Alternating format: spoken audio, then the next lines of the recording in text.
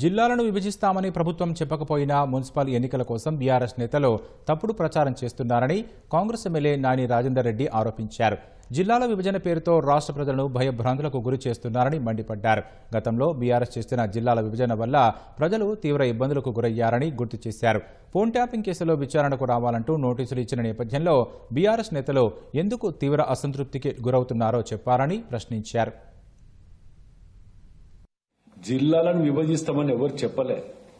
వరంగల్ జిల్లాని సర్వనాశనం చేయడానికి మీరు అందరు కలిసి 6 ముక్కలు చేసినప్పుడు హనుమకొండ వరంగల్ జిల్లా అనే పట్టణాన్ని 2 ముక్కలుగా విభజించినప్పుడు వాస్తవం కాదా? ఆఖరికి ఒకటి ఉండే వరంగల్ జిల్లా అనేది ఏంటిది? Central jail. దాన్ని కూడా ఖతం చేస్తే మీకు జిల్లాలు పోతాయని చెప్పి ప్రజలని రెచ్చగొట్టడం, మీ బతుకంతా జీవితాలన్నీ కూడా రెచ్చగొట్టుకుంటా బతకటమే తప్ప మీరు నిజంగా మేము గర్వంగా ఇది చేసినామని చెప్పుకోగలుగుతారా?